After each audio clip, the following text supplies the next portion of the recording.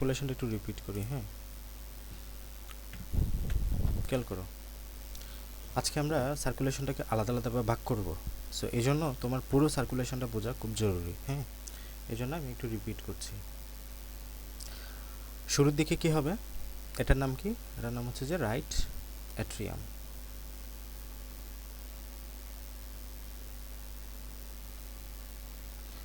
এই যে এই কালার যেটা দেখতে পাচ্ছ, এটা কার্বন ডাইঅক্সাইড সমৃদ্ধ রক্ত, আর গোলাপি কালার যেটা দেখতে পাচ্ছ, এটা অক্সিজেন সমৃদ্ধ রক্ত। তো আমি শুরুতেই বলেছি এটা হচ্ছে ডানকণ্ড, এটা হচ্ছে বামকণ্ড। তো আমরা হৃৎপিণ্ডের ডান দিকে সবসময় কার্বন ডাইঅক্সাইড রক্ত নিয়ে কাজ করব, বাম দিকে সবসময় অক্সিজেনযুক্ত রক্ত নিয়ে কাজ করব। এটা ক্লিয়ার? তো এটা হচ্ছে যে রাইট অ্যাট্রিয়াম, এটা হচ্ছে যে রাইট ভেন্ট্রিকল, এটা হচ্ছে যে লেফট অ্যাট্রিয়াম, এটা হচ্ছে যে লেফট ভেন্ট্রিকল। ওকে, তো কি হয় শুরুর দিকে আমি দুটা আলাদা আলাদাভাবে বলে যাই এবং মাঝখানে গিয়ে শেষে গিয়ে বলবো যে দুইটা গঠন একসাথে হচ্ছে আসলে। হ্যাঁ, তো শুরুতে খেয়াল করো যে আমাদের রাইট অ্যাট্রিয়ামে কার্বন ডাইঅক্সাইড সমৃদ্ধ রক্ত আসবে। কিভাবে আসবে? এই যে ইনফিরিয়র ভেনা কাভার মাধ্যমে আসবে, এদিকে সুপিরিয়র ভেনা কাভার মাধ্যমে আসবে। আসলো এই যে superior vena cava, inferior vena কাভার মাধ্যমে কার্বন ডাইঅক্সাইড সমৃদ্ধ রক্ত এখানে এসে ফিল আপ হলো। ওকে, যখন আসলো এটা রক্ত দ্বারা পরিপূর্ণ হলো। পরিপূর্ণ হওয়ার পরে এটা সংকুচিত হবে। সংকুচিত হওয়ার পরে এখানে যে ভাল্বটা আছে রাইট অ্যাট্রিয়াম এবং রাইট ভেন্ট্রিকলের মাঝে আমরা জানি একটা ট্রাইকাসপিড ভাল্ব থাকে, ওই ট্রাইকাসপিড ভাল্বটা খুলে যাবে। খুলে গিয়ে রক্তটা এখন আমাদের রাইট ভেন্ট্রিকলে আসবে। ওকে, রাইট ভেন্ট্রিকল থেকে এবার যখন রক্ত পরিপূর্ণ হবে রাইট ভেন্ট্রিকলে এবার কি হবে? সংকুচন হবে।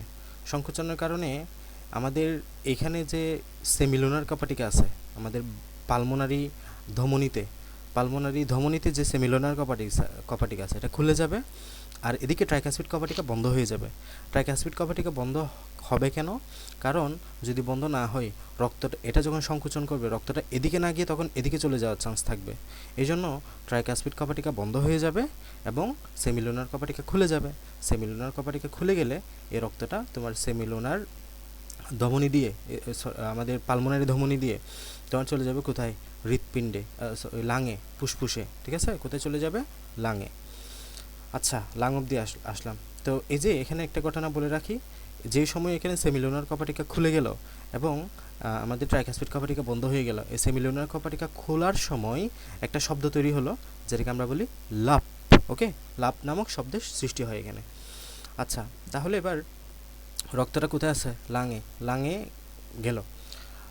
এতটুকু একটা সার্কুলেশন কিন্তু আমরা পড়ে ফেললাম। এই যে তোমার superior vena cava, inferior vena CAVA হয়ে রাইট অ্যাট্রিয়াম আসে, রাইট অ্যাট্রিয়াম থেকে রাইট ভেন্ট্রিকল আসে, রাইট ভেন্ট্রিকল থেকে লাং, শেষ। এতটুকু একটা সার্কুলেশন। এর পরের ধাপে কি হয়? লাং থেকে এবার আমরা জানি তোমার পালমোনারি শিরা দিয়ে, হ্যাঁ শিরা, ফুসফুসীয় শিরা বা পালমোনারি শিরা দিয়ে কোথায় আসবে? লেফট অ্যাট্রিয়াম আসবে। লেফট অ্যাট্রিয়াম আসছে।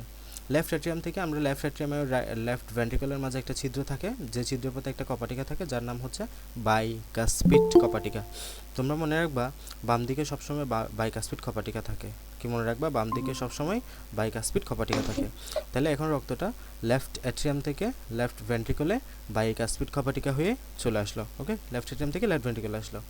এরপরে লেফট ভেন্ট্রিকল কী হবে? তোমার আবার সংকোচন করবে। লেফট ভেন্ট্রিকল সংকোচন হলে কি হবে? আমাদের রক্তটা এই যে বাইকাসপিড কপাটিকা তখন আবার বন্ধ হয়ে যাবে, এদিকে সেমিলুনার কপাটিকা খুলে যাবে। সেমিলুনার ভাল্ব খুলে গেলে রক্তটা তোমার এই সেমিলুনার ভাল্ব হয়ে অ্যাওয়াটা মানে হলো মহাধমনীতে চলে যাবে। এই যে অ্যাওয়াটা হয়ে ফুল বডিতে চলে গেল।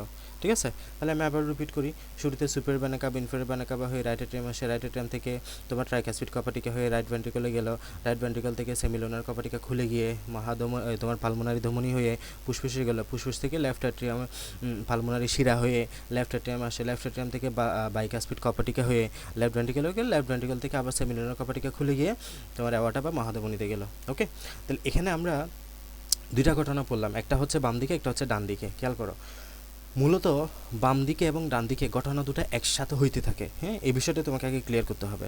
বাম দিকে এবং ডান দিকে ঘটনা দুটো একসাথে হইতে থাকে। এই যে খেয়াল করো, এখানে superior vena cava, inferior vena CAVA হয়ে রক্তটা যখন রাইট অ্যাট্রিয়ামে আসতেছিল, ঠিক একই সময়ে ওই লাং থেকে ফুসফুস শিরার মাধ্যমে লেফট অ্যাট্রিয়ামে অক্সিজেনযুক্ত রক্ত আসতে থাকে। ওকে, তো তো যে সময়ে এখানে আমাদের ট্রাইকাসপিড কপাটিকা হয়ে রাইট ভেন্ট্রিকল আসলো, একই সময়ে লেফট ভেন্ট্রিকলে আমাদের ওই যে লেফট অ্যাট্রিয়াম থেকে লেফট ভেন্ট্রিকলে বাইকাসপিড কপাটিকা হয়ে রক্তটা এখানে চলে আসে। যে সময় এখান থেকে এদিকে যায় সেই সময় এখান থেকে এদিকে যায়, মানে দুই দিকে কাজটা একই সময়ে চলতে থাকে, বিষয়টা যাতে না গোলায়। ওকে, তো এখন আমরা এগুলোকে বিভিন্ন স্টেপে ভাগ করেছিলাম, যে আমরা জানি অ্যাট্রিয়ামের সিস্টোল হয়, অ্যাট্রিয়ামের ডায়াস্টোল হয়। ডায়াস্টোল মানে কি, অ্যাট্রিয়াম যখন এক কথায় মনে রাখবা হা করে থাকা, মানে রক্তের জন্য সে হা করে আছে, হা করে আছে। কেন, কিভাবে, এই যে তার কাছে রক্ত আসবে, এখন তার কাছে রক্ত আসবে, তাহলে রক্ত আসার জন্য সেটা বন্ধ করে দিবে, এই যেটা বন্ধ করে দিবে সে এখন এইখানে তোমার এটা বন্ধ করে রাখবে, এবং তাহলে রক্ত যখন আসলো তখন এখানে আমরা বলতেছি অ্যাট্রিয়াল ডায়াস্টোল। অ্যাট্রিয়াল ডায়াস্টোলে কী হলো, এটা রক্তে পরিপূর্ণ হলো। হ্যাঁ, এখানে চারিদিক থেকে রক্ত আসলো, সুপিরিয়র ইনফেরিয়র। অ্যাট্রিয়াল ডায়াস্টোল শেষ, সময়কাল কত, 0.7 সেকেন্ড, 0.7 সেকেন্ড, ইয়েস। অ্যাট্রিয়াল ডায়াস্টোলের সময়কাল কত, 0.7 সেকেন্ড। এরপরে আমাদের অ্যাট্রিয়াল ডায়াস্টোলের পরে আসে অ্যাট্রিয়াল সিস্টোল। অ্যাট্রিয়াল সিস্টোল মানে কি, এখন অ্যাট্রিয়াল ডায়াস্টোলটা চলে গেল, এখন অ্যাট্রিয়াল সিস্টোল হবে।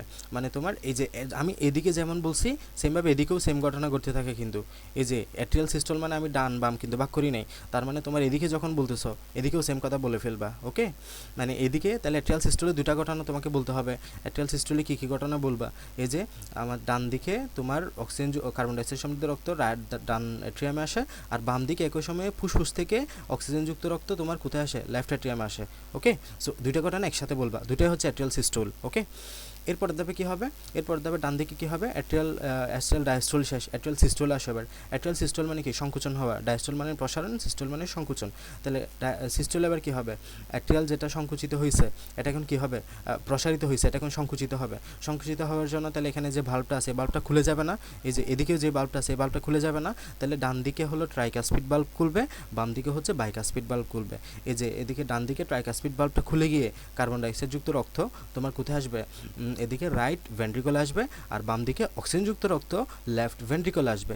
দুইটাই কি, অ্যাট্রিয়াল সিস্টোল। এই যে অ্যাট্রিয়ামের সিস্টোল হলো মানে সংকুচন হলো, অ্যাট্রিয়ামের সিস্টোল হলো মানে সংকুচন হলো। এরপরের ধাপে কী হবে, এরপরের ধাপে এখন দেখো এটা কিন্তু রক্ত দ্বারা পরিপূর্ণ হয়ে গেছে, এই যে ভেন্ট্রিকল রক্ত দ্বারা পরিপূর্ণ হয়ে গেছে। তাহলে এখন ভেন্ট্রিকুলার কী হইতে হবে, ভেন্ট্রিকুলার সিস্টোল হইতে হবে, ভেন্ট্রিকুলার সিস্টোল। তাহলে ভেন্ট্রিকল এখন সংকুচিত হবে না, এই যে ভেন্ট্রিকল সংকুচন হবে, ভেন্ট্রিকল এখন সংকুচিত, এদিকেও ভেন্ট্রিকল সংকুচিত হবে, এদিকেও ভেন্ট্রিকল সংকুচিত হবে। তাহলে ভেন্ট্রিকুলার সংকুচন হলে আমাদের রক্তটা এখন কোথেকে কোথায় যাবে, এই যে ভেন্ট্রিকল যদি সংকুচিত হয়, এদিকে যে সেমিলুনার কপাটি, এই যে তোমার ট্রাইকাসপিড কপাটিকা আছে, ট্রাইকাসপিড কপাটিকা বন্ধ হয়ে যাবে, সেমিলুনার কপাটিকা খুলে যাবে। এদিকেও সেমভাবে বাইকাসপিড কপাটিকা বন্ধ হয়ে যাবে, সেমিলুনার কপাটিকা খুলে যাবে। ফলে রক্তটা এখন তোমার এটা সংকুচন হলে এই ডান ভেন্ট্রিকল থেকে কার্বন ডাইঅক্সাইড সমৃদ্ধ রক্ত ফুসফুসে চলে যাবে, বাম ভেন্ট্রিকল থেকে অক্সিজেন সমৃদ্ধ রক্ত সারা দেহে চলে যাবে। ওকে, দুটো ঘটনা একসাথে করতে থাকে। তাহলে অ্যাট্রিয়াল ভেন্ট্রিকুলার সিস্টোল গেল, এখন হচ্ছে ভেন্ট্রিকুলার ডায়াস্টোল। তাহলে ভেন্ট্রিকুলার সিস্টোল মানে কি, ভেন্ট্রিকলটা সংকুচিত হলো, এখন ভেন্ট্রিকুলার সংকুচনের পরে কী হবে, প্রসারিত হয়ে যাবে না, প্রসারিত হবে। প্রসারিত হলে কী হবে, এই যে এই বাল্বগুলো সেমিলুনার বাল্ব আবার বন্ধ হয়ে যাবে। এখন সেমিলুনার বাল্ব কী হবে, বন্ধ হয়ে যাবে, দুই দিকে সেমিলুনার বাল্ব যদি বন্ধ হয়ে যায়, কেন বন্ধ হবে, কারণ রক্তটা নাহলে রিগার্জিটেট করবে, রিগার্জিটেট মানে হলো ব্যাক ফ্লো, উল্টা দিকে চলে আসবে। এটা যদি সাথে সাথে বন্ধ হয়ে না যায়, রক্তটা এপাশ থেকে আবার এপাশ, কারণ গ্র্যাভিটি আছে এখানে, গ্র্যাভিটির কারণে এটা বিপরীত দিকে চলে আসবে, যেহেতু এটা উপরে গেছে রক্তটা। সো এখন কি হবে, এটা বন্ধ হয়ে যাবে টাস করে, ওই বন্ধ হওয়ার সময় ডাব নামক আরেকটা শব্দের সৃষ্টি হবে। ওকে, ডাব নামক আরেকটা শব্দের সৃষ্টি হবে। তাহলে লাভ প্রথমে একবার পড়ছি সিস্টোলের সময়, এই যে সিস্টোলের সময় তোমার যখন খুলে গেছে, অ্যাট্রিয়াল ভেন্ট্রিকুলার সিস্টোলের সময় যখন খুলে গেছে তখন লাভ শব্দের সৃষ্টি হলো, এই যে লাভ শব্দের সৃষ্টি হলো। আর যখন তোমার এটা ভেন্ট্রিকুলার ডায়াস্টোলের সময় হঠাৎ করে বন্ধ হয়ে যাবে তখন ডাব শব্দের সৃষ্টি হবে। তাহলে অ্যাট্রিয়াল ভেন্ট্রিকুলার সিস্টোলে লাভ শব্দের সৃষ্টি হয়, ভেন্ট্রিকুলার ডায়াস্টোলে ডাব শব্দের সৃষ্টি হয়। ওকে, মনে থাকবে আশা করি। তো এরপরে এই ঘটনা কী করতেছে,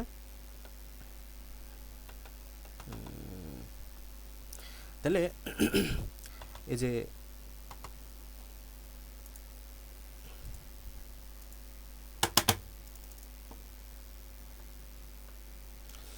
তাহলে এখন ভেন্ট্রিকুলার ডায়াস্টোল হবে। ভেন্ট্রিকুলার ডায়াস্টোলে কি আবার ভেন্ট্রিকুলারটা হা করে থাকবে রক্তের জন্য, তো ভেন্ট্রিকুলার হা করে থাকলে এটা বন্ধ হয়ে যাবে, এদিকে এটা খুলে যাবে, খুলে গেলে এখানে বাকি রক্তগুলো আবার পড়ে যায়।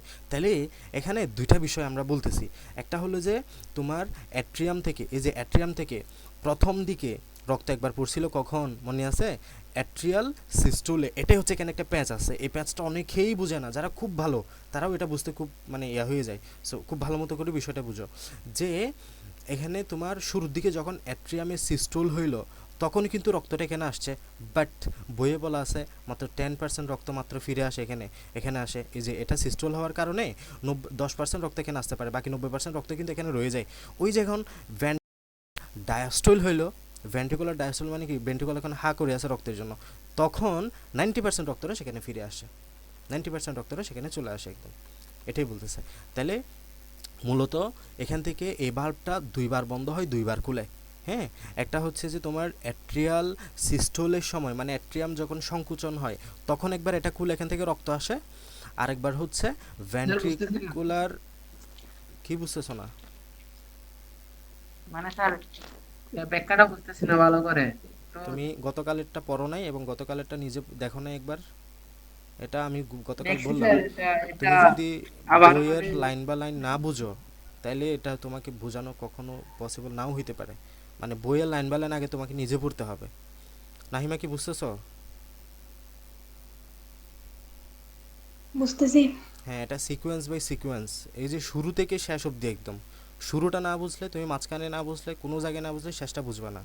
ওকে, মানে তোমাকে আগে সার্কুলেশনটা ক্লিয়ার করতে হবে, সার্কুলেশনটা ক্লিয়ার করতে হবে। তুমি আগে সার্কুলেশনটা ক্লিয়ার করবা গতকালের ক্লাসটা করে, এরপরে স্যার নিজে বই সার্কুলেশন একবার ক্লিয়ার পড়বা। আছে, বাট এখানে মানে সিস্টেম আর ড্যাশবোর্ড গুলো বুঝতেছি না। ওই যে আমি তো বলতেছি, অ্যাট্রিয়ামের সিস্টোল যখন হবে, সিস্টোল মানে কি, সংকুচন। সংকুচন হলে রক্তটা চলে আসবে ভেন্ট্রিকলে, স্বাভাবিক বিষয়। এই যে আমরা বাম পাশ ডান পাশ যে কোনো একটা নিয়ে চিন্তা ভাবনা করো, তাহলে অ্যাট্রিয়ামের সিস্টোল যখন হবে রক্তটা চলে আসবে কোথায়, ভেন্ট্রিকলে। সেমভাবে ভেন্ট্রিকলের ডায়াস্টোল যখন হবে, মানে হলো অ্যাট্রিয়ামের সিস্টোল যখন হবে তখন রক্তটা চলে আসবে কোথায়, অ্যাট্রিয়াম থেকে ভেন্ট্রিকলে। কেন আসবে? কারণ অ্যাট্রিয়ামটা সংকুচন করবে। এক কথায় অ্যাট্রিয়াম যখন সংকুচন করবে তখন রক্তটা এখান থেকে এখানে চলে আসবে। খুবই সিম্পল কথা, বাংলা কথা একদম। অ্যাট্রিয়াম যখন সংকুচন করবে রক্তটা ভেন্ট্রিকল থেকে সিস্টোল আসবে, শেষ। এরপরে ভেন্ট্রিকল যখন আবার ডায়াস্টোল করবে, ডায়াস্টোল মানে কি, ভেন্ট্রিকল হা করে থাকবে রক্তের জন্য, তখনও আবার এখান থেকে রক্তটা এখানে আসবে। আমি শুরুর যেটা বলেছি, অ্যাট্রিয়ামের সিস্টোল হলে মাত্র 10% রক্ত আসে, আর ভেন্ট্রিকল যখন ডায়াস্টোল করবে তখন রক্ত আসবে 90%। তাহলে 100% ফিল আপ হইলো, এখান থেকে পুরোপুরি রক্তগুলো এখন এখানে চলে আসলো। এটাই সেমভাবে দেখেও অ্যাট্রিয়াম যখন সিস্টোল করবে, এটা যখন সংকুচন করবে তখন রক্তটা এখান থেকে এখানে আসবে, তবে 10% রক্ত আসবে তখন। বাট ভেন্ট্রিকল যখন আবার ডায়াস্টোল করবে, ভেন্ট্রিকল ডায়াস্টোল মানে হলো ভেন্ট্রিকল প্রসারণ হবে, ভেন্ট্রিকল হা করে থাকবে রক্তের জন্য, তাহলে তখন আবার 90% এখানে রক্ত ফিরে আসবে, এটাই। আর বাকিগুলো তো এখানে কপাটিকা খোলা আর বন্ধের বিষয়, যে রক্ত যখন এখানে আসবে তখন এই কপাটিকা খুলবে, এটা বন্ধ থাকবে। রক্ত যখন এদিক থেকে এদিকে চলে যাবে তখন এটা বন্ধ হবে, এটা খোলা থাকবে, এটাই, আর কিছুই না। হ্যাঁ, নিজে বইটা ভালো মতো বুঝছি করে স্যার। পড়বা, বইটা ভালো মতো করে পড়বে। এগুলো অনেক কনসেপচুয়াল, অনেক কনসেপ্ট এখানে ভিতরে ভিতরে। হ্যাঁ, এগুলো মানে খুবই বোঝার বিষয়। সো এগুলো বই ভালো মতো যদি না পড়ো, আমি তোমাকে জাস্ট পাথওয়েটা ক্লিয়ার করে দিতে পারি। তুমি যদি নিজে পড়া থাকে বইটা, তুমি আমার কথাটা আরও ভালো মতো বুঝতে পারবা। হ্যাঁ, আর গতকাল তো একবার বললাম, আজকে আবার বললাম, সো দুইবার আশা করি যে ক্লিয়ার হয়ে গেছে। এরপরেও না বুঝলে বই পড়ে আবার ক্লাসটা করবা। এরপরেও যদি না বোঝো তারপরে বলি আবার বোঝাবো, সমস্যা নেই। বাট তোমাকে পড়তে হবে, তুমি না পড়া ছাড়া আমার উপর ডিপেন্ড হলে তো আমি আর কিছু করতে পারবো না। আজকে আমরা মূলত সংযোগী টিস্যু নিয়ে পড়ব। মূলত আগে প্রথমে সার্কুলেশনগুলোকে ভাগ করব। কার্ডিয়াক সাইকেল তো গতকাল পড়েছিলাম, এগুলোই মূলত এখন আলোচনা করছি, অ্যাড্রামাস সিস্টেমেটিক্যাল ডায়াস্টোল এগুলো। আজকে আমরা মূলত মাইজনিক ক্রিয়া, উদ্দীপনা পরিবহন এই বিষয়টা একটু পড়বো। এখানে মোটামুটি গুরুত্বপূর্ণ, এগুলো সিকিউতে ইনফিনিটিস, মানে আসবে মানে আসবে, এগুলো ছাড়া আর কিছু আসার নাই এই অধ্যায়ের মধ্যে, এগুলোই আসবে। তো হার্টবিটের মাইজনিক নিয়ন্ত্রণ এবং উদ্দীপনা পরিবহন। বাইরের কোনো উদ্দীপনা ছাড়াই হৃৎপিণ্ডের ক্রিয়া স্বয়ংক্রিয়ভাবে নিয়ন্ত্রিত হওয়ায় এই ধরনের নিয়ন্ত্রণকে মায়োজনিক নিয়ন্ত্রণ বলা হয়। অর্থাৎ স্নায়ুতন্ত্র বা হরমোন কিংবা অন্য কোনো উদ্দীপনা ছাড়া নিজে হৃদস্পন্দন তৈরি করে। আমি যদি তোমাকে বলি তুমি তোমার হার্টবিট বন্ধ রাখো 1 মিনিটের জন্য, তুমি কি পারবা? বাট আমি তোমাকে যদি তুমি নিঃশ্বাসটা বন্ধ রাখো 1 মিনিটের জন্য, ইউ ক্যান ডু, তুমি পারবা। আমি যদি বলি তুমি তোমার প্রস্রাবটা আটকে রাখো 1 ঘন্টার জন্য, তুমি কিন্তু পারবা।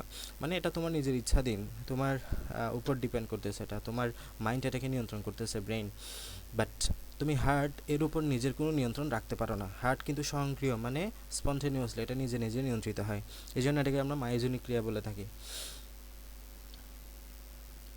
কোন স্তন্য প্রাণীর হৃৎপিণ্ড থেকে হৃৎপিণ্ড তার দেহ থেকে বিচ্ছিন্ন করে অক্সিজেন সমৃদ্ধ লবণ দ্রবণে 37 ডিগ্রি সেলসিয়াস তাপমাত্রায় রেখে দিলে, যাতে বাইরের কোনো উদ্দীপনা ছাড়া হার্টবিট হতে, মানে 37 ডিগ্রি তাপমাত্রা রেখে দিলে একজন মানুষের দেহ থেকে তার হৃৎপিণ্ডটা আলাদা করে ফেলছো, 37 ডিগ্রি তাপমাত্রা রেখে দিলে বেশ কিছুক্ষণ এটা চলতে থাকবে, এটাই বলতেছে। তো এই জন্য কারণ কি, কারণ কিছু জাংশনাল টিস্যু আছে। হ্যাঁ, আমরা টোটাল 4 ধরনের জাংশনাল টিস্যু পড়ি। একটা হচ্ছে SAN, গতকালকে পড়েছিলাম। একটা হচ্ছে SAN, আরেকটা হচ্ছে যে AVN, আরেকটা হচ্ছে যে ভান্ডল অফ হিস, আরেকটা হচ্ছে যে পার্কিনজি ফাইবার। ওকে, এটা 4টা আমরা জাংশনাল টিস্যু পড়ে থাকি। সাইনো অ্যাট্রিয়াল নোট, প্রথম কথা এটা কোথায় থাকে? ডান অ্যাট্রিয়ামের প্রাচীরে থাকে। এই যে অ্যাট্রিয়ামের প্রাচীর দেখো, এখানে সুন্দর দেখা যাচ্ছে এসএ নোট। এই যে এটা হচ্ছে এসএ নোট, এখান থেকে ইম্পালসগুলো ছড়িয়ে যাচ্ছে চারিদিকে, এটা হচ্ছে SA note.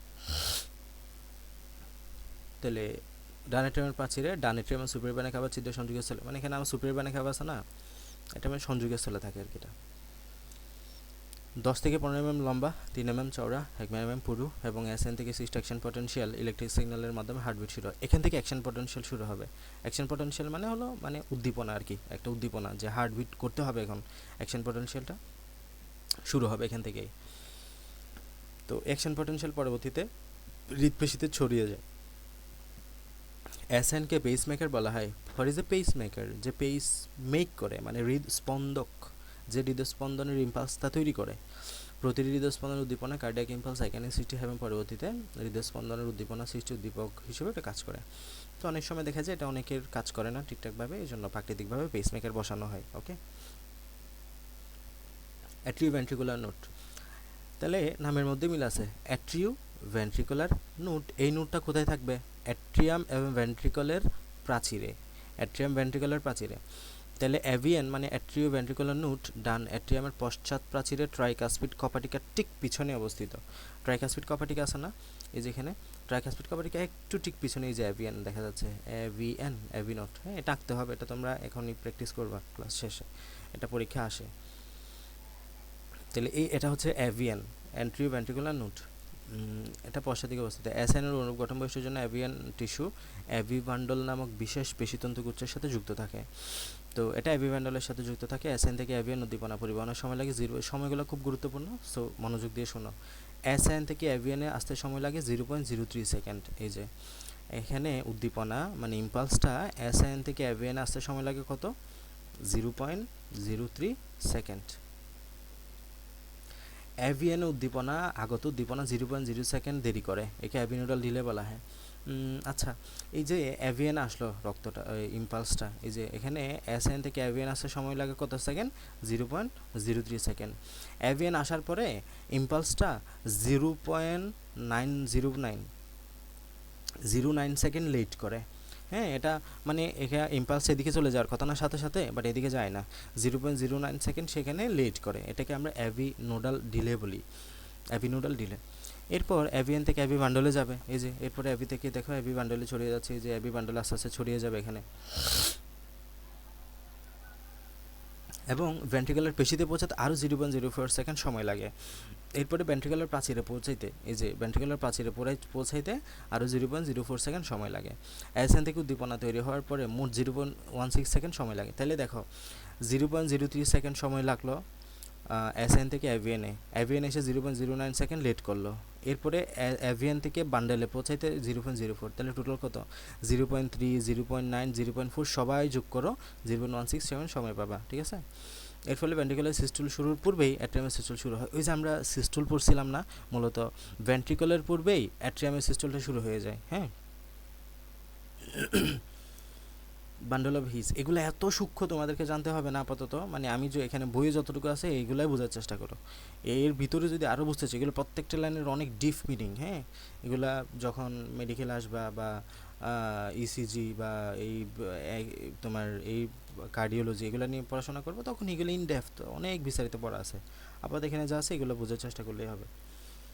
Bundle of his, হৃৎপিণ্ডের এই বিশেষ টিস্যুটি অ্যাভি নোড থেকে উৎপন্ন হয়ে আন্তঃভেন্ট্রিকুলার প্রাচীরে ডান এবং বাম শাখায় বিভক্ত হয়ে পার্কিনসনের মিলিত হয়। এই যে দেখো, এখন অ্যাভিয়ান অবধি আসলা, অ্যাভিয়ানে প্রাচীরের ছড়িয়ে গেল, অ্যাভিয়ান থেকে এখন থেকে এইখানে ছড়িয়ে যাচ্ছে না, কালো কালো যেটা দেখতে পাচ্ছ, এই যে কালো কালো যেটা দেখতে পাচ্ছ, এটা হচ্ছে বান্ডল অফ হিজ। হ্যাঁ, বান্ডল অফ হিজের মধ্যে ছড়িয়ে গেল, বান্ডল অফ হিজ, এটা হচ্ছে বান্ডল অফ হিজ। তাহলে ইম্পালস আগে শুরু হয়েছে কোথায়? এসএন থেকে অ্যাভিয়ান, অ্যাভিয়ান থেকে প্রাচীরে গেল, প্রাচীর থেকে বান্ডল অফ হিজে, যে বান্ডল অফ হিজে ছড়িয়ে গেল, ডান এবং বাম শাখায় বিভক্ত হয়ে বান্ডল অফ হিজে চলে গেল, পার্কিনজি তন্তুতে মিলিত হয়। এই যে এখানে এগুলো হচ্ছে পার্কিনজি ফাইবার, এই যে এগুলো হচ্ছে পার্কিনজি তন্তু, এই যে এগুলা তাহলে একদম গিয়ে কোথায় যায়? চলে যায় পার্কিনজি ফাইবারে চলে যায়। ওকে, এরপরে পার্কিনজি তন্তু, এই তন্তুগুলো বান্ডলের ভিসি উৎপন্ন হয়ে ভেন্ট্রিকুলার প্রাচীরে ঝালক সৃষ্টি করে এবং বান্ডলের ভিসি দুর্বল চারিদিকে ছড়িয়ে ইত্যাদি ইত্যাদি। তাহলে দেখো, এরপরে পার্কিনজি ফাইবার একদম প্রত্যেকটা কোষে, প্রত্যেকটা মাসেলে, হৃদকোষে ছড়িয়ে যায় এই ইম্পালসটা। তাহলে শুরু হয়েছে কোথা থেকে? শুরু হয়েছে অ্যাসানোড থেকে, ইম্পালসটা তৈরি হলো, ইম্পালসটা তৈরি হওয়ার পরে অ্যাভিয়ানে যায়, অ্যাভিয়ান থেকে বান্ডল প্রাচীরের মাধ্যমে বান্ডল অফ ভিসে যায়, বান্ডল অফ ভিস থেকে আলটিমেটলি পার্কিনজি ফাইবারে ছড়িয়ে পড়ে। এটাই সিকোয়েন্সটা মনে রাখলে হবে। এই যে অ্যাসেন, দেন অ্যাভিয়ান, then bundle of His, then Purkinje fibre, শেষ। বুঝছো কি না?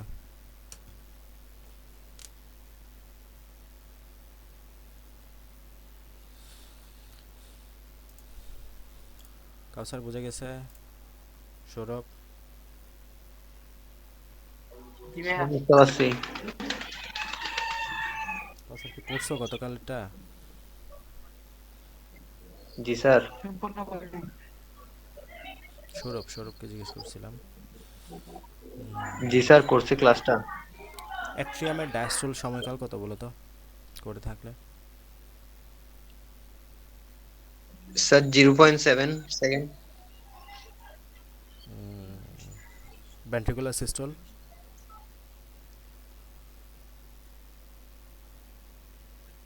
স্যার প্রশ্নটা বুঝি নাই। Ventricular systole, hello sir. Ventricular systole কত সেকেন্ড?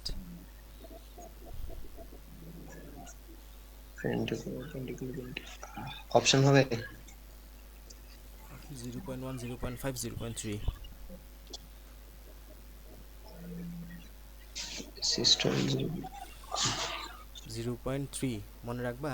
ডায়াস্টুল সবসময় বেশি হয়, অ্যাট্রিয়ামের ডায়াস্টুল 0.7, আর ভেন্ট্রিকুলার ডায়াস্টুল হচ্ছে 0.5। হ্যাঁ, মানে রক্ত পাওয়ার জন্য হা করে থাকে বেশিক্ষণ। হ্যাঁ, আর সিস্টল মানে সংকুচন, সংকুচন এদিকে 0.1 অ্যাট্রিয়ামে, আর ভেন্ট্রিকুলার হচ্ছে 0.3।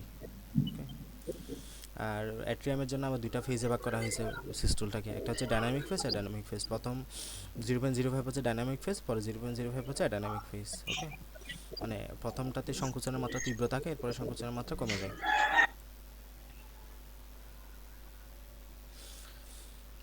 এরপরে রক্তচাপ বা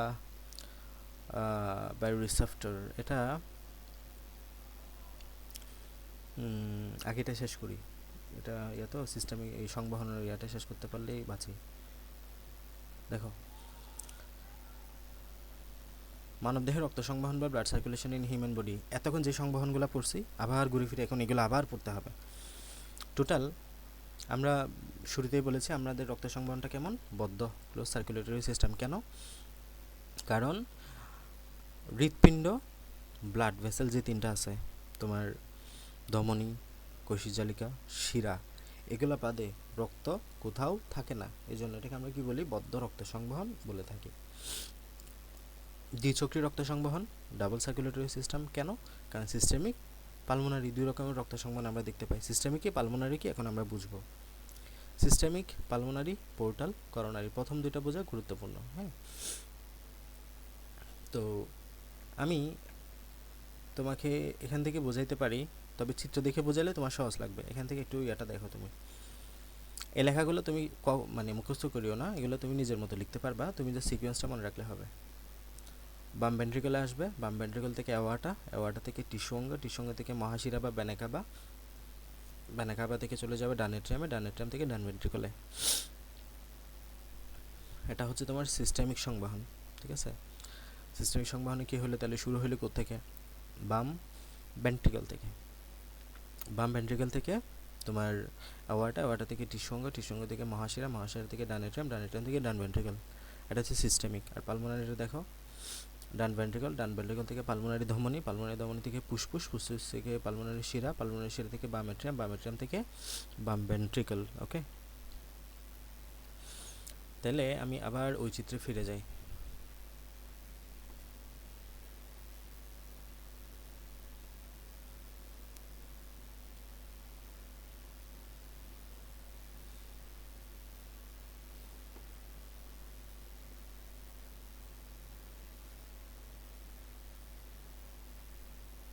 খেয়াল করো,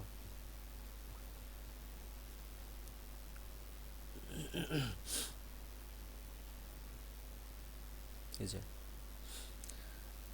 শুরুতেই তোমাকে সিস্টেমিক সংবহনটা বুঝতে হবে এখান থেকে। হ্যাঁ, তুমি বুঝে নাও, বুঝলে তুমি নিজের ভাষায় লিখতে পারবা। ঠিক আছে, শুরুটা হবে কোত্থেকে? বাম ভেন্ট্রিকল থেকে। এই যে বাম ভেন্ট্রিকল, এখান থেকে লেফট ভেন্ট্রিকল। তাহলে আমরা এগুলা শর্ট নেমগুলো লিখে দিই। Right atrium, left atrium, right ventricle, left ventricle. শুরুটা হবে তোমার লেফট ভেন্ট্রিকল থেকে। দেখো, এখন তুমি শুরুটা এবং শেষটা জানতে পারলেই হবে। শুরু হবে লেফট ভেন্ট্রিকল থেকে, শেষ হবে রাইট ভেন্ট্রিকলে। শেষ, তুমি এখন তীর চিহ্ন বরাবর বলতে থাকবা। এই যে লেফট ভেন্ট্রিকল থেকে কোথায় যাবে আমরা জানি, লেফট ভেন্ট্রিকল থেকে অ্যাওয়াটাতে না, এই যে অ্যাওয়াটাতে, দেখো অ্যাওয়াটাতে চলে গেছে অ্যাওয়াটা।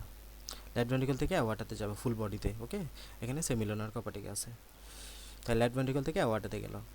অ্যাওয়াটা দিকে কোথায় যাবে? আমাদের প্রত্যেকটা সেলে যাবে না, আমরা বলতেছিলাম কি ফুল বডিতে যাবে, তার মানে প্রত্যেকটা কোষে যাবে না, প্রত্যেকটা কোষে যাবে, মূলত প্রত্যেকটা কোষে যাবে। তো প্রত্যেকটা কোষে মানে টিস্যু এবং অঙ্গে যাওয়ার পরে কি হবে তোমার? এরপরে এই যে টিস্যু এবং অঙ্গে কেন যাবে বলো তো? এখানে অক্সিজেন সমৃদ্ধ রক্ত নিয়ে গেল না, এখানে অক্সিজেন শব্দে রক্ত নিয়ে যাবে এবং বের হবে কি নিয়ে? আবার কার্বন ডাইঅক্সাইড যুক্ত রক্ত নিয়ে, কারণ কোষ যে কার্বন ডাইঅক্সাইডটা তৈরি করছে এগুলো তখন নিয়ে আসতে হবে তাকে। তাহলে অক্সিজেনটা দিল, কার্বন ডাইঅক্সাইডটা নিয়ে আসলো। কার্বন ডাইঅক্সাইড রক্ত এখন কোথায় যাবে? আবার এই যে এইদিকে চলে আসো, superior vena cava, inferior vena CAVA, এখানে আসবে কার্বন ডাইঅক্সাইড যুক্ত রক্তটা এখন।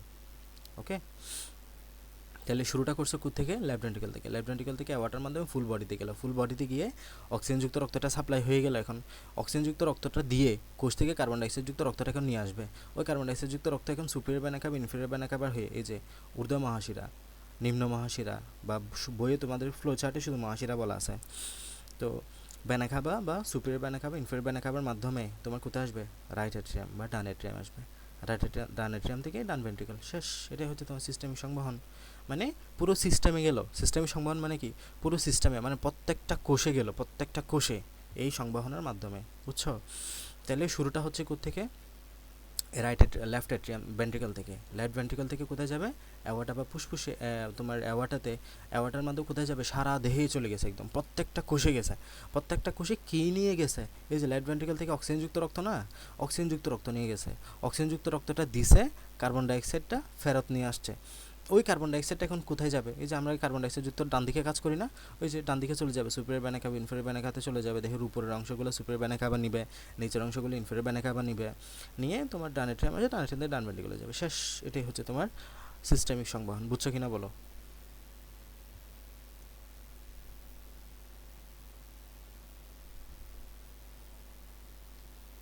কাউসার বোঝা গেছে? আহিমা বোঝা গেছে? জি। ওকে, সৌরভ বুঝছো? জি স্যার। সিস্টেমিক গেল। এরপর আসো পালমোনারি সংবহন। পালমোনারিতে তুমি ইতিমধ্যে জানো, পালমোনারি শব্দটা আছে কোথায়? যে এখানে পালমোনারি ধমনী, পালমোনারি শিরা পড়ো নাই? ওটাই হচ্ছে মূলত পালমোনারি সংবহন আর কি, আর কিছুই না। ঠিক আছে, পালমোনারি ধমনী এবং পালমোনারি শিরাতে যেটা দিয়ে যায় এটা হচ্ছে পালমোনারি সংবহনটা। তাহলে দেখো, শুরুতে তুমি ডান ভেন্ট্রিকল অব্দি এসে থেমে গেছিলা। ওকে, এখন ডান ভেন্ট্রিকল থেকে শুরু হবে পালমোনারি সংবহনটা। এই যে ডান ভেন্ট্রিকলে আসছো, ডান ভেন্ট্রিকল থেকে এখন কার্বন ডাইঅক্সাইড সমৃদ্ধ রক্ত নিয়ে আসছো, কিন্তু ডান ভেন্ট্রিকল থেকে এই যে পালমোনারি ধমনী হয়ে কোথায় যাবে? লাং। পালমোনারি মানেই হলো লাং, ফুসফুসীয় সংবহন মানে পালমোনারি সংবহন, তার মানে ফুসফুসের সাথে রিলেটেড। ফুসফুস থেকে যাবে, ফুসফুস থেকে আসবে, এক কথায়। শেষ। এই যে ডান ভেন্ট্রিকল, কার্বন ডাইঅক্সাইড যুক্ত রক্ত আছে, ডান ভেন্ট্রিকল থেকে কোথায় যাবে? তোমার ফুসফুসে চলে যাবে। ফুসফুস থেকে পালমোনারি শিরার মাধ্যমে এই যে লেফট এট্রিয়াম আসবে, লেফট এট্রিয়াম থেকে লেফট ভেন্ট্রিকলে যাবে। শেষ, এটা হচ্ছে পালমোনারি সংবহন। মানে ফুসফুসে যাওয়ার জন্য যে সংবহন, এটা হচ্ছে পালমোনারি সংবহন। ভাইয়া এখানে ডান ভেন্ট্রিকলে ইয়া থাকবে না, কি? কার্বন ডাই অক্সাইড যুক্ত রক্ত থাকবে না? হ্যাঁ, এখানে কার্বন ডাই অক্সাইড যুক্ত রক্ত আছে। কার্বন ডাই অক্সাইড যুক্ত রক্তটা অক্সিজেন। ফুসফুসে গেল, ফুসফুসে গিয়ে অক্সিজেনেটেড হলো। ফুসফুসে যাবে কেন? অক্সিজেনেটেড হওয়ার জন্য তো যাবে। ওই অক্সিজেনেটেড রক্তটা এখন বাম দিকে চলে আসলো, এটাই। তাকে ফুসফুসে পাঠিয়েছো কেন? এমনি ঘোরার জন্য? সিম্পলি এমনি সে কি ঘুরতেছে রক্তটা? না, সে অক্সিজেনেটেড হওয়ার জন্য গেছে। কার্বন ডাই অক্সাইড যুক্ত রক্তটা অক্সিজেনেটেড হওয়ার জন্য ফুসফুসে গেছে। ফুসফুস থেকে এবার আবার কোথায় আসবে? এই যে লেফট অ্যাট্রিয়াম, লেফট অ্যাট্রিয়াম থেকে লেফট ভেন্ট্রিকল, আবার সিস্টেমিক সংবহনে ঢুকে যাবে। এইভাবে করে পালমোনারি সিস্টেম চলতেই থাকে, চলতেই থাকে। বুঝছো? জি।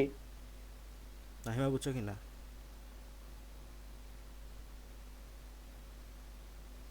জি। এরপরে সিস্টেম, তোমাদের বই আরেকটা দেওয়া আছে যে কি সংবহন, করোনারি সংবহন মনে হয়, দেখবা করোনারি সংবহন। করোনারি সংবহন কোনটা? দেখো, আমরা বলেছিলাম যে ওয়াটার মাধ্যমে তোমার প্রত্যেকটা কোষে রক্ত যাচ্ছে, তাই না? প্রত্যেকটা অঙ্গে যাচ্ছে, প্রত্যেকটা অঙ্গে। তোমার চোখ, তোমার ব্রেন, তোমার যে লাং, ওখানে প্রত্যেকটা অঙ্গে যাচ্ছে, তাই না?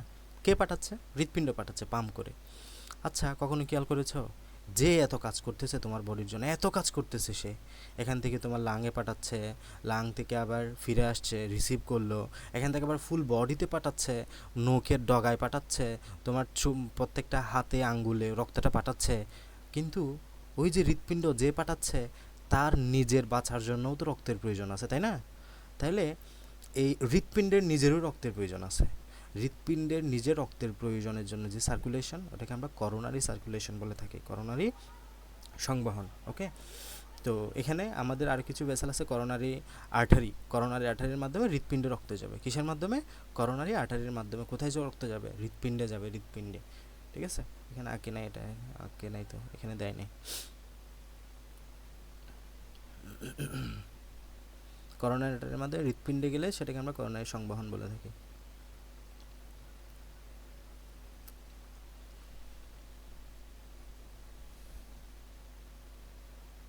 তাহলে দেখো, আমরা পড়লাম সিস্টেমিক সংবহন পড়লাম। এখন তোমরা যদি আমার কথা বুঝে থাকো এখানে, তাহলে এগুলো তোমাদের জন্য খুব সহজ। এই সিস্টেমিক সংবহন কাকে বলে, বা মেডিকেল থেকে এখানে এখানে যাবে, জাস্ট একে একে পড়বা এক কথায়। হ্যাঁ, দরকার হলে হৃৎপিণ্ডের ছবিটা একটু ফটোকপি করে নিয়ে আসবা, ওইখানে একে একে পড়বা, 5-6টা ফটোকপি করে নিয়ে আসবা বা আঁকবা, যদি সময় না থাকে তাহলে একে একে পড়বা এগুলা। কারণ এগুলো প্রত্যেকটা পড়ার সময় হৃৎপিণ্ডকে তোমার হাতে রাখতে হবে, এখানে পাশে লাগবে এটাকে। বা শর্টকাট আঁকবা এরকম, এই যে এরকম করে আঁকবা, right atrium, right ventricle, right ventricle, মানে কোন দিক থেকে কোথায় যাচ্ছে এগুলো জাস্ট আঁকাকি করবে, তাহলে একদম সহজভাবে পড়া হবে। মুখস্থ করলে কিন্তু এগুলো তোমার মনে থাকবে না, খেয়াল রাখিও। তাহলে পালমোনারি সংবহন বুঝছো, এই যে ডান এট্রিয়াম থেকে বাম ভেন্ট্রিকল আবার ফেরত আসলো, ফুসফুস হয়ে শেষ।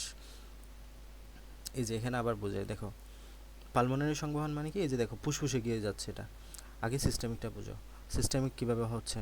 তোমার এই যে লাল রক্ত মানে হলো অক্সিজেনযুক্ত রক্ত, আর নীল মানে হলো কার্বন ডাইঅক্সাইড।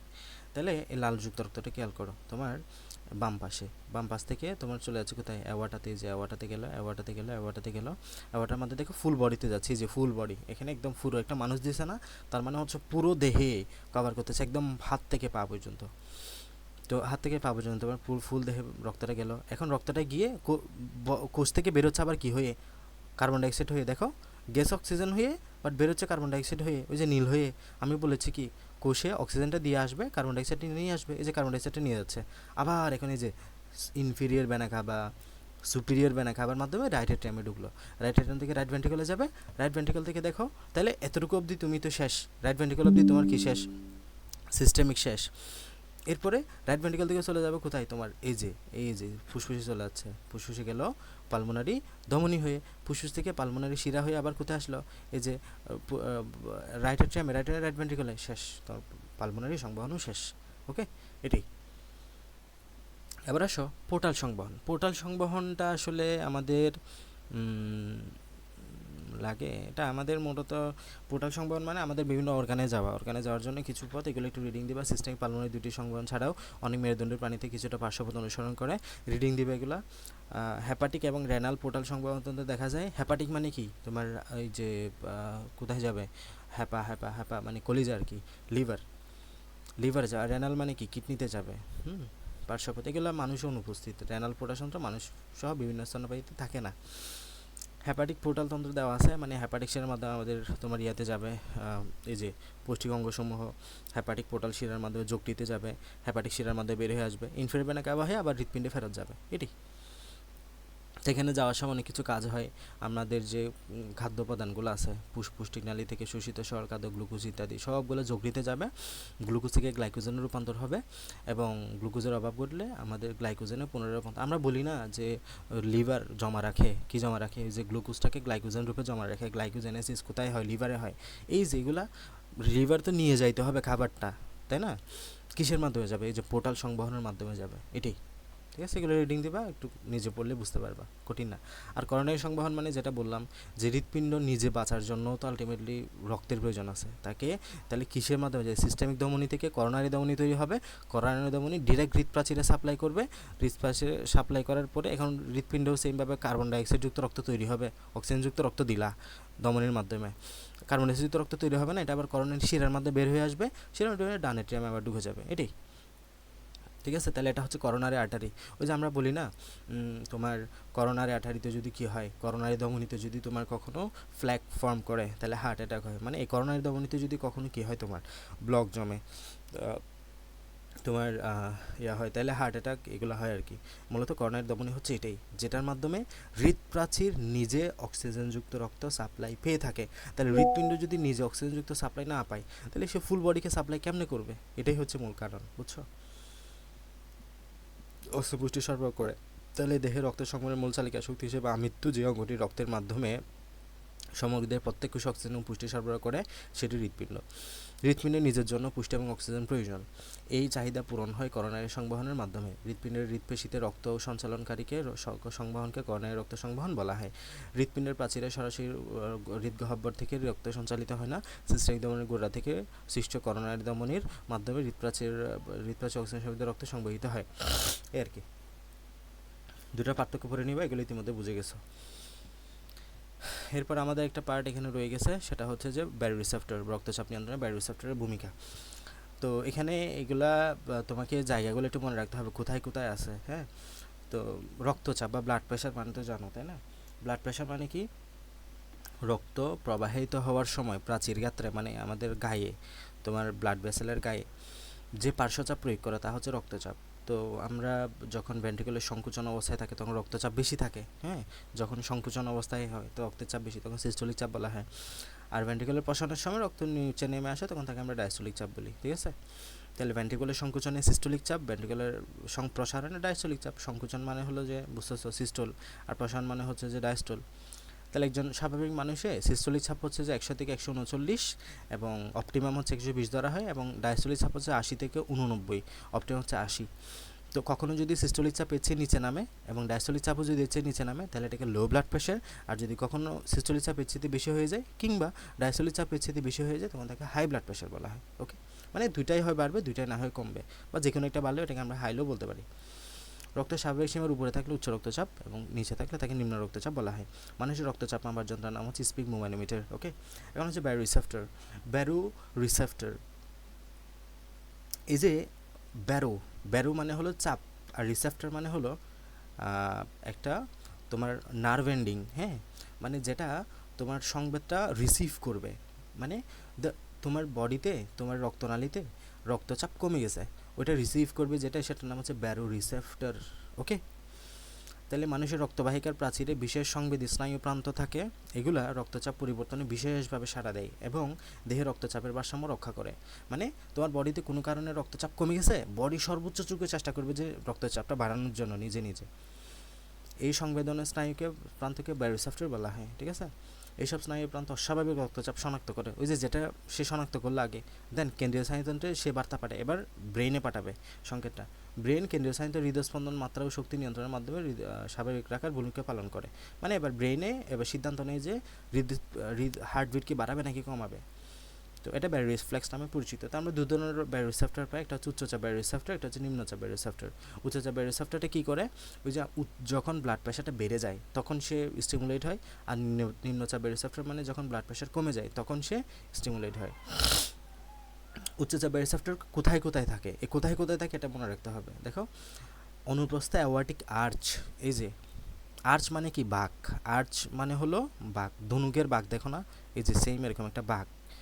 এই অনুপ্রস্থ অ্যাওয়ার্টিক আর্চ মানে অ্যাওয়ার্টার আর্চ, এটা হচ্ছে অ্যাওয়ার্টা মানে হলো মহাধমনী, মহাধমনীর এরকম একটা বাঁক থাকে, ওই বাঁকের মধ্যে আমাদের একটা উচ্চচাপের রিসেপ্টর থাকে, এটা হচ্ছে অনুপ্রস্থ অ্যাওয়ার্টিক আর্চ। এরপরে ডান বাম অন্তস্থ ক্যারোটিড ধমনী, ওই যে ক্যারোটিড বা করোনারি, এই যে এখানে আমরা ক্যারোটিড উপরের দিকে যাবে করোনারি থেকে এখানে, এই যে ক্যারোটিড ধমনী, এটা তোমরা হাত দিয়ে ধরতে পারবা যে ক্যারোটিড পালস, আমাদেরকে মেডিকেলে ক্যারোটিড পালস বের করতে বলা হয়, এবং ক্যারোটিড পালস ধরার সময় অবশ্যই ক্যারোটিড আর্টারি দিয়ে তোমার এইদিকে যাবে, রক্তটা ব্রেনে যাবে। এবং ক্যারোটিড পালস তুমি যদি কারো ক্যারোটিড ধমনী যখন মানে আমরা যখন এটা চেক করি আর কি ক্যারোটিড পালসটা, তখন বলা হয় যে কোনো এক পাশ ধরতে, মানে তুমি যদি দুই পাশটা, এখানে দুইটা আছে দেখো না, এই যে এদিকে একটা এদিকে একটা, তুমি যদি দুই দিকে চাপ দিয়ে ক্যারোটিড পালস বের করতে যাও, মানুষ হঠাৎ করে মারা যেতে পারে তখন। কারণ কি, ওই যে রক্তটা তো ব্রেনে যাচ্ছে, এখন তুমি যদি ব্রেনে 5 সেকেন্ডের জন্য রক্ত যাওয়া অফ করে রাখো, সাথে সাথে নিউরন মারা যাওয়া শুরু হবে। সেই জন্য যখন ক্যারোটিড পালস নিতে হয় তখন এক পাশে চাপ দিয়ে আমাদের পালসটা নিতে হয়, যাতে আরেক পাশটা ঠিক থাকে এবং আরেক পাশে রক্ত স্বাভাবিকভাবে ব্রেনে যাতায়াত করে। ওকে, তাহলে এখানে কি থাকে, ক্যারোটিড ভ্যারিসেপ্টরটা থাকে এই জায়গায়, এখানে এই জায়গায় থাকে, এটা হচ্ছে ক্যারোটিড এরিয়া। এরপরে এটা তো বুঝলাম, রক্তের চাপ বেড়ে গেলে রক্তনালীর প্রসারণ বাড়লে সেখানকার ভ্যারিসেপ্টরগুলো উদ্দীপ্ত হয়, তাহলে রক্তচাপ যখন বেড়ে যাবে এগুলা স্টিমুলেট হবে, উদ্দীপনা মস্তিষ্কের মেডুলায় চলে যায়, হ্যাঁ ব্রেনে পাঠাই দিবে। এখানে ভ্যাসোমোটর কেন্দ্রটি দমিত হয় মানে বুঝছো, মানে ইনহিবিট বা সাপ্রেস, ইংরেজিটা সহজ বাংলার চাইতে, সাপ্রেস করা মানে তুমি করতে চাচ্ছ আমি তোমাকে করতে দিব না, তুমি করতে চাচ্ছ আমি তোমাকে করতে দিব না। এখন ভ্যাসোমোটর কেন্দ্রের কাজ কি জানো, ভ্যাসোমোটর কেন্দ্রের কাজ হলো হার্টবিট বাড়ানো। তাহলে আমি যদি ভ্যাসোমোটরকে দমিত করি মানে সাপ্রেস করে দিই, তার কাজটা করতে না দিই, তাহলে হার্ট রেট কমে যাবে, সিম্পল। তো আমার ব্লাড প্রেশার কিন্তু বেড়ে গেছিলো, আমার এই যে এখানে যারা ক্যারিসেপ্টরগুলো আছে এরা শনাক্ত করলে যে আমার বডির ব্লাড প্রেশার বেড়ে গেছে, তাহলে এখন কাজ কি, ব্লাড প্রেশারটা কমাইতে হবে। কমাবো কিভাবে, এই যে শুরুতে তারা ব্রেইনের মেডুলায় যাবে সংকেতটা নিয়ে, মেডুলা ভ্যাসোমোটর কেন্দ্রকে কি করে দিবে, দমিত করবে মানে সাপ্রেস করে দিবে। সাপ্রেস করলে কি হবে, ওই যে আমাদের হৃৎপিণ্ডে এই যে ফলে সিম্পেথেটিক স্নায়ু বরাবরে হৃৎপিণ্ড ও রক্তনালীতে চেষ্টীয় বা আজ্ঞাবাহ উদ্দীপন পরিবহনের হার হ্রাস পায়। মানে আমাদের এই ব্রেইন থেকে তোমার হৃৎপিণ্ডে একটা সিগন্যাল যায়, যে সিগন্যালের জন্য আমাদের কি হয়, তোমার হার্টটা বিট করে, হৃৎপিণ্ড চলে। তো এখন সে কী করবে, এই যে সিম্পেথেটিক স্নায়ু দিয়ে যায়, এটা সিম্পেথেটিক স্নায়ু বরাবর হৃৎপিণ্ডতে চেষ্টীয় মানে মোটর মানে হলো আজ্ঞাবাহী, যেটা মানে যাবে সিগন্যাল যাবে, ওই সিগন্যালটা হ্রাস করে দেয়। তাহলে ব্রেন থেকে যদি আমাদের হৃৎপিণ্ডে সিগন্যালটা হ্রাস পায় মানে কম আসে, তাহলে হার্টবিট কমে যাবে স্বাভাবিক, তাই না? তাহলে এখানে সিগন্যালটা সে কমায় দেয়। প্রথম কাজ ভ্যাসোমোটরকে সে দমিত করলো, ভ্যাসোমোটর দমিত করলে কি হবে, সিগন্যাল পরিবহন হ্রাস পাবে, সিগন্যাল পরিবহন হ্রাস পেলে কি হবে, এই যে পাম্পিং ক্রিয়া ইত্যাদি কমে যাবে, ফলে রক্তচাপ স্বাভাবিক হয়ে আসবে। খুবই সহজ বিষয়। তাহলে শুরুতে কি হলো, রক্তচাপটা বেড়ে গেল, এখানে যে ভ্যারিসেপ্টরগুলো আছে এগুলো স্টিমুলেট হলো, এগুলো ব্রেইন একটা সংকেত পাঠাইলো, ব্রেইন ভ্যাসোমোটর কেন্দ্রটিকে দমিত করে ফেললো মানে সাপ্রেস করলো, সাপ্রেস করার কারণে এখন আমাদের ভ্যাসোমোটর কেন্দ্রটা কি করলো, তোমার এই যে আমাদের যে হার্টের সিগন্যাল পাঠানোর একটা রেট আছে, ওই সিগন্যালটাকে সে কমায় দেয়। সিগন্যাল কম যাওয়া মানে কি, হার্ট তোমার ধীরভাবে মানে কম বিট করবে, ফলে ব্লাড প্রেশারটা কমে আসবে, এটাই শেষ। তাহলে গেল। এরপরে রক্তচাপ যদি বেড়ে যায় তাহলে সে এভাবে কাজ করে। এখন যদি রক্তচাপ সাম কারণে পড়ে যায় মানে কমে যায়, রক্তচাপ যদি পড়ে যায় তখন কি হবে, মানে পড়ে যায় মানে হলো কমে যাওয়া। ক্যারোটিড অ্যাওয়ার্টিক ভ্যারিসেপ্টরগুলির সংখ্যা যথাক্রমে গ্লসোফেরিঞ্জিয়াল ভ্যাগাস স্নায়ুর মাধ্যমে, গ্লসোফেরিঞ্জিয়াল মানে 9 নম্বর স্নায়ু, ভ্যাগাস মানে হলো 10 নম্বর স্নায়ু, এগুলো আমরা তোমার সিএনএস অধ্যায়টাতে পড়ব, যে এগুলো হচ্ছে স্নায়ুর নাম। এই ক্যারোটিড এবং অ্যাওয়ার্টিক ভ্যারিসেপ্টরগুলো এই 9 নাম্বার এবং 10 নাম্বার নাম হচ্ছে গ্লসোফেরিঞ্জিয়াল স্নায়ু, ভ্যাগাস স্নায়ুর মাধ্যমে মেডুলা অবলঙ্গাটায় জড়ো হয়। মানে আবার সেম কাজ, যে কখনো ব্লাড প্রেশার কমে গেছে তারা কি করবে, আবার ব্রেনে পাঠাবে, ব্রেনের মেডুলা অবলঙ্গাটায় পাঠাবে। কিসের মাধ্যমে পাঠাবে, এই যে গ্লসোফেরিঞ্জিয়াল স্নায়ু, ভ্যাগাস স্নায়ু, এগুলোর মাধ্যমে সে পাঠাবে। আচ্ছা, পাঠাইলো, মেডুলা অবলঙ্গাটা তথ্যগুলো হৃৎপেশি, কার্ডিয়াক পেসমেকার ইত্যাদি শিরাপোষে প্রেরণ করে। তো এখন কি করবে, এই যে মেডুলা অবলঙ্গাটা তো এখানে স্টেপ নিতে হবে, সে কি করবে, এই সিগন্যালটা মানে তোমার ব্লাড প্রেশার কমে গেছে এই সিগন্যালটা এখন কোথায় পাঠাবে? হার্টে পাঠাবে। এখন হার্টকে বলবে যে তুমি জোরে বিট করতে থাকো, দেন বিটটা বাড়াই দিবে, ফলে আমাদের প্রেশার স্বাভাবিক হয়ে আসবে। এইভাবেই আমাদের প্রেশারটা নিয়ন্ত্রিত হচ্ছে। ওকে, তাহলে এটা উচ্চচাপের রিসেপ্টর গেল। এখন আসে নিম্নচাপের রিসেপ্টর। এই নিম্নচাপের রিসেপ্টর অপর নাম হচ্ছে যে আয়তন ব্যয় রিসেপ্টর বা ভলিউম ব্যয় রিসেপ্টর। কেন? কারণ এটা আয়তনের সাথে রিলেটেড। কীভাবে দেখো, প্রথম কথা কোথায় থাকে, এটা আমরা কোথায় কোথায় পড়ছি? উচ্চচাপের রিসেপ্টর অনুপ্রস্থ ভার্টিকাস, ডান বাম অন্তঃস্থ ক্যারোটিড এবং ক্যারোটিড সাইনাসে থাকে। আর নিম্নচাপটা কোথায় থাকে? বড় বড় সিস্টেমিক শিরা। আচ্ছা, সিস্টেমিক শিরা কী কী আছে? ওই যে আমরা পড়লাম, হ্যাঁ, পালমোনারি, তারপর তোমার এই যে আরও অনেকগুলো আছে না, এগুলো আর কি, বেনাকাভা। এরপরে পালমোনারি রক্তবাহিকা। আচ্ছা, পালমোনারি রক্তবাহিকা কয়টা আছে? দুইটা। একটা হচ্ছে পালমোনারি ধমনী, একটা হচ্ছে পালমোনারি শিরা। হ্যাঁ, এগুলো পড়িও। ডানেট্রিয়াম ভেন্ট্রিকুলার প্রাচীরে থাকে। তাহলে এই বড় বড় সিস্টেমিক শিরা, পালমোনারি রক্তবাহিকা, ডানেট্রিয়াম ভেন্ট্রিকুলার প্রাচীরে এইগুলো থাকে। এইসব রিসেপ্টর রক্তের আয়তন নিয়ন্ত্রণের মাধ্যমে রক্তচাপ স্বাভাবিক রাখে। রক্তের আয়তন কমে গেলে রক্তচাপও কমে যায়। মানে আয়তন কমে যাওয়া মানে কি? রক্তের চাপ কমে যাওয়া। ফলে হাইপোথ্যালামাস এই বার্তা প্রেরণ করে। এখন এই সিস্টেম, এই রিসেপ্টরগুলো এটাকে নিয়ে কোথায় চলে যাবে? হাইপোথ্যালামাসে চলে যাবে। ফলে পিটুইটারি গ্রন্থি নিউরোহাইপোফাইসিস কর্তৃক ভ্যাসোপ্রেসিনকরণ বেড়ে যায়। অ্যান্টিডায়োরেটিক হরমোন বা ভ্যাসোপ্রেসিনকরণ বেড়ে যায়। উক্ত হরমোন বৃক্ষনালীকে পানি পুনঃশোষণ বাড়িয়ে রক্তের আয়তন বৃদ্ধি করে। খুব বোঝা গুরুত্বপূর্ণ, এটা খেয়াল করো। এটা হচ্ছে আমাদের কিডনি। ধরো এখানে আমি একটা কিডনি আঁকলাম, এটা হচ্ছে কি? কিডনি। এখন এই যে তোমার রক্তের চাপ, ধরো যে কি হলো, রক্তের চাপ কমে গেল। ধরো যে রক্তের চাপ কি হলো, কমে যায়। হ্যাঁ, ধরো রক্তের চাপ কমে গেল। রক্তের চাপ যদি কমে যায় কী হবে?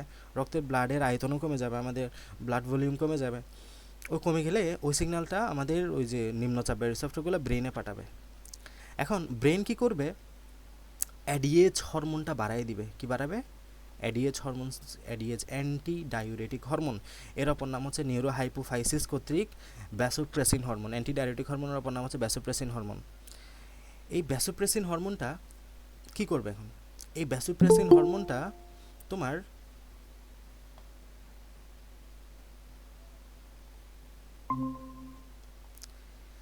এই যে আমাদের রক্তচাপ যে কমে গেল, এই সিগন্যালটা এখন কোথায় গেল? এই সিগন্যালটা ব্রেনে গেল। রক্তচাপ যে কমে গেল, এই সিগন্যালটা ব্রেনে গেল। ব্রেন কি করবে? আমাদের অ্যান্টিডায়োরেটিক হরমোন, এই অ্যান্টিডায়োরেটিক হরমোনটাকে সে বাড়ায় দিবে, সিক্রেশনটা বাড়ায় দিবে। এটা পশ্চাৎ পিটুইটারি থেকে করিতে হয়। অ্যান্টিডায়োরেটিক হরমোনটা কোত্থেকে করিতে হয়? পশ্চাৎ পিটুইটারি। এই পশ্চাৎ পিটুইটারি থেকে অ্যান্টিডায়োরেটিক হরমোনটা করিতে হইল। অ্যান্টিডায়োরেটিক হরমোন যদি পশ্চাৎ পিটুইটারি থেকে করিতে হয়, অ্যান্টিডায়োরেটিকের কাজ হলো এটা কিডনিতে গিয়ে কাজ করবে। কিডনিতে গিয়ে আমাদের প্রস্রাবের মাধ্যমে পানি বেরিয়ে যায় না? এই অ্যান্টিডায়োরেটিক হরমোনের কাজ হলো প্রস্রাবের পরিমাণটা কমায় দেওয়া।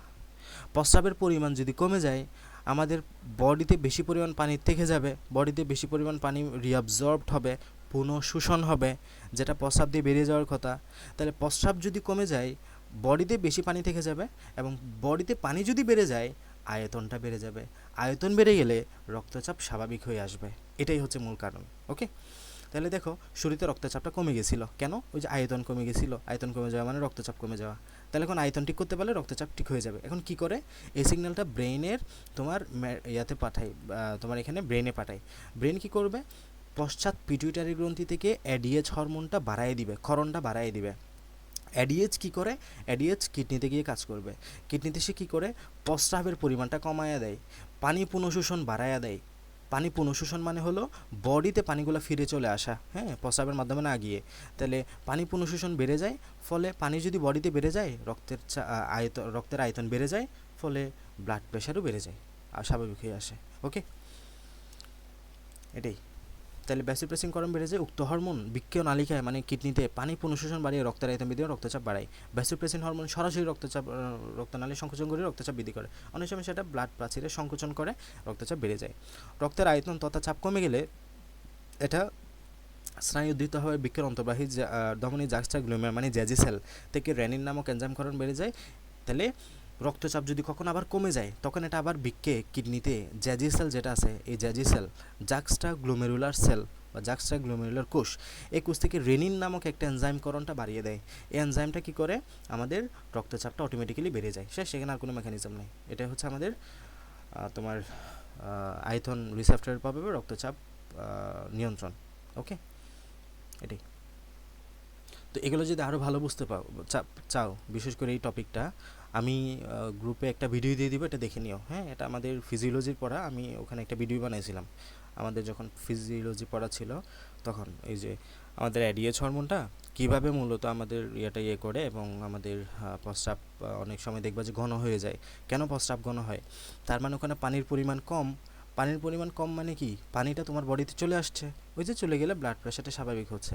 আবার অনেক সময় প্রস্রাব দেখবা যে তোমার কি হচ্ছে, এই যে তোমার পাতলা, মানে অনেক বেশি পানি খাচ্ছ তুমি, তখন এই অ্যাডিএইচ হরমোনটা তোমার কমে যাবে। অ্যাডিএইচ হরমোন ব্রেনকে বলবে যে অ্যাডিএইচ হরমোনটা কমাই দাও, ফলে অনেক বেশি পানি বেরিয়ে যাবে, ফলে ডিলিউট প্রস্রাব তৈরি হবে। এইটা নিয়ে আমার একটা ভিডিও আছে, এটা দেখে নিতে পারো, বাট না দেখলেও হবে, তোমরা এটা ভালো মতো বুঝতে পারলেই হবে। ওকে, বলো বুঝছো কিনা এগুলা?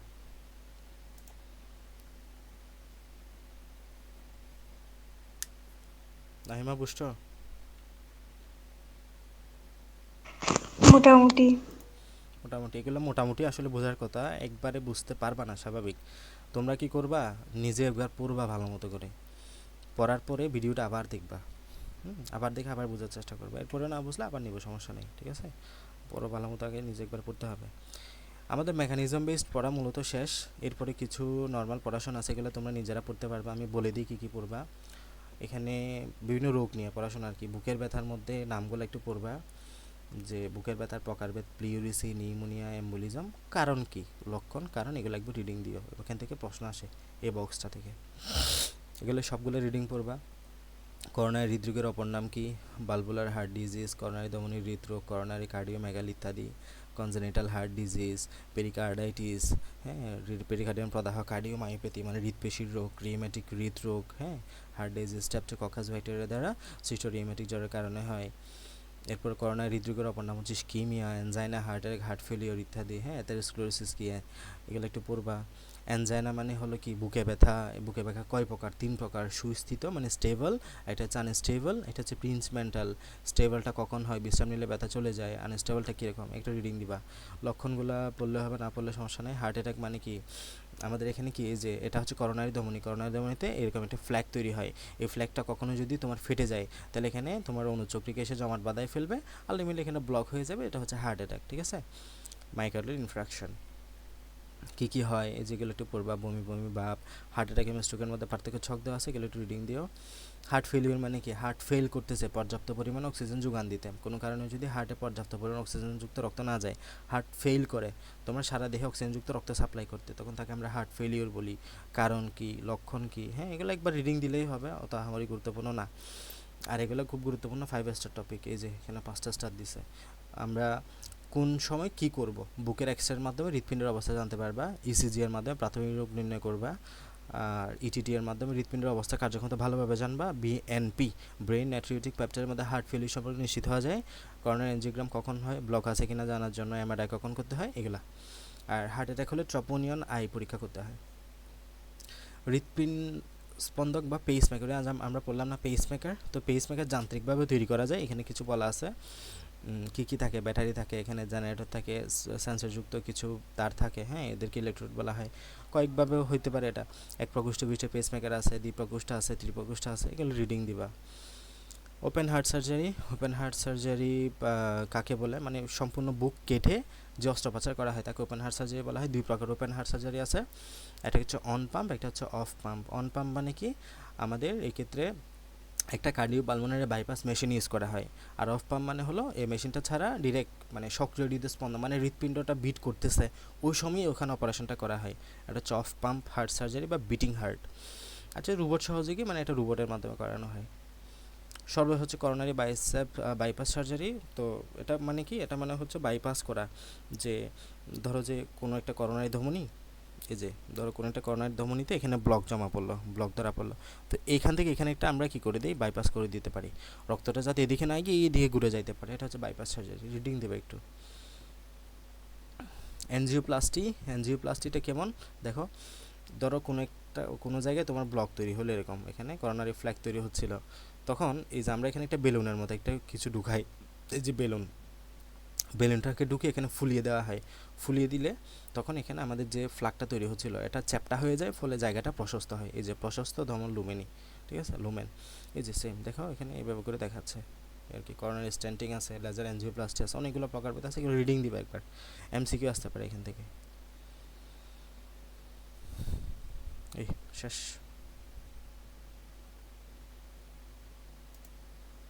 ঠিক আছে, সবাই ভালো মতো করে পড়ো, অধ্যায়টা খুব খুব খুব গুরুত্বপূর্ণ, মানে তোমার বায়োলজির অন্যতম গুরুত্বপূর্ণ অধ্যায়গুলোর মধ্যে একদম সবচেয়ে উপরে থাকবে হলো আর কি, বুঝছো?